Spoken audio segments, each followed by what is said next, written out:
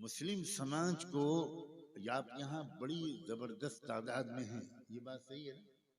مسلمانوں کی آبادی یہاں کتنے پرسنٹ ہے؟ اللہ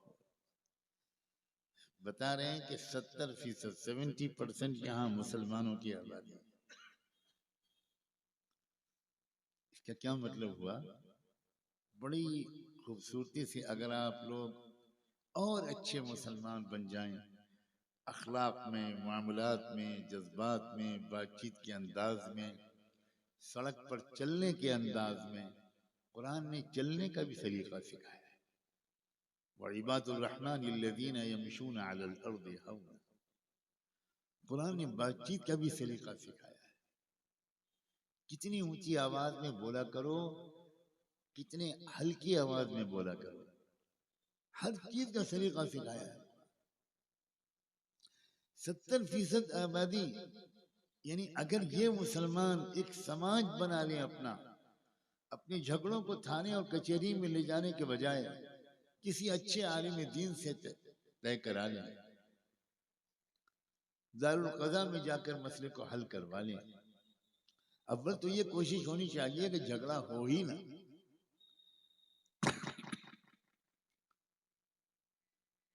وَالْكَاظِمِينَ الْغَيْظَ وَالْعَافِينَ عَنِ النَّاسِ، غصہ آئے تو غصے کو روک لو اور لوگوں کو معاف کر دو۔ اگر یہ مزاج ہوگا جو قرآن نے کہا تھا کہ غصے کو روک لیا کرو، پی لیا کرو، کنٹرول کر لیا کرو، تو اگر غصہ کنٹرول ہو جائے گا تو جھگڑے ہی نہیں ہوگا۔ اب اسی غصے کی وجہ سے طلاقیں ہوتی ہیں، اور غصے میں آ کر آپ طلاق دیتے ہیں تو ماشاءاللہ اچھا بیٹسمین 24 سے کم تو مارتا نہیں، لہذا آپ بھی چونکہ بہت بہادر مسلمان ہیں تو 3 طلاق سے کم کبھی دیتے نہیں۔ اب غصے میں آ کر اپنی 3 طلاق تو دے دی، اس دن گٹکا آپ کو نہیں ملا، پان مسالہ آپ کو نہیں ملا، موڈ بہت خراب تھا، گندی چیزیں آپ نے نہیں کھائیں جن کی عادت پڑ گئی تھی، تو اب غصے میں آپ گھر میں گئے، وہ پتہ چلا بیوی میکے چلی گئی، تو آپ پارا آسمان پہ چلا گیا، اور آپ نے آؤ دیکھا نہ تاؤ، موبائل کا زمانہ ہے، موبائل سے نمبر ملایا اور کہا کہاں گئی تم؟ امی کی طبیعت خراب تھی، اماں بیمار تھی، ذرا دیر کے لیے آئے تھے دیکھنے، جاؤ تم کو وہیں رہو، طلاق طلاق طلاق طلاق، چھٹی۔ اب اگلے دن نہ چائے بنی، نہ بچے اسکول گئے، نہ کپڑے دھلے، نہ کچھ ہوا، نہ کھانا ملا، تو 14 طبق روشن ہو گئے۔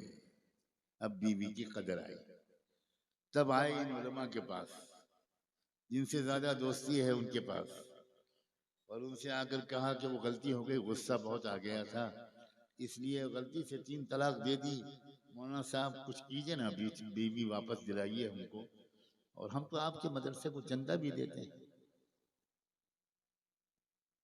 اور اس سال بقرعید میں کھالے بھی دے دیں گے، اور فتویٰ اگر آپ نے ہمارے حساب سے نہیں دیا تو پھر آپ کی کھال کی خیریت نہیں۔ اب مولانا صاحب ڈر گئے کہ مدرسہ کیسے چلے گا، انہوں نے کوئی ترکیب نکالی، وہ ترکیب یہاں نہیں بتاؤں گا ورنہ آپ لوگ فائدہ اٹھائیں گے۔ حضرت اقدس حکیم الامت تھانوی رحمۃ اللہ علیہ نے ایک کتاب لکھی، اصلاح الرسوم، جو مسلمانوں میں طرح طرح کی رسمیں اور بدعتیں آ گئیں جو نہیں اسلام میں تھیں، تو حضرت تھانوی نے بڑے شاندار کتاب لکھی، ایک ایک رسم کے بارے میں قرآن حدیث کے حوالے سے بتایا کہ یہ رسم غلط ہے، مسلمانوں کو یہ رسم چھوڑ دینی چاہیے۔ تو ہو سکتا ہے آپ ہی علاقے کی کوئی بڑی بھی ہوں بڑھیا، ان کے ہاتھ میں وہ کتاب لگ گئی، اس بڑی بھی نے وہ کتاب پڑھی تو اس نے کہا اللہ اس مولوی کو خوش رکھے، کئی رسمیں تو ہم کو معلوم ہی نہیں تھی جو اسی سے پتہ چلی، اس لیے میں بتاؤں گا نہیں، ورنہ کئی آپ لوگ بھی طلاق دینے کے بعد مولویوں سے فتوے لینے کا وہی کاروبار شروع کر دیں۔ کیوں غصہ قابو میں نہیں آتا؟ غصہ قابو میں اس لیے نہیں آتا کہ دل اور روح کو سکون نہیں ہے، اور دل اور روح کو سکون کیوں نہیں ہے؟ اس لیے کہ ہم اپنے اللہ کو یاد نہیں کرتے۔ دل کا سکون اللہ کی یاد سے ملتا ہے۔ الا بذکر اللہ تطمئن القلوب۔ اب ہم اللہ کو یاد کریں، اچھے رکوع، اچھے سجدے، اچھی نمازیں، اگر یہ ہوگا تو دل کو سکون ہوگا۔ تو جب دل کو سکون ہوگا تو گھر ایک جنت بن جائے گا۔ گھر میں ہنسیوں، خوشیوں، مسکراہٹوں، قہقہوں اور محبتوں کا ماحول ہو۔ غصہ گرمی اور لڑائی جھگڑے کا ماحول بالکل نہیں۔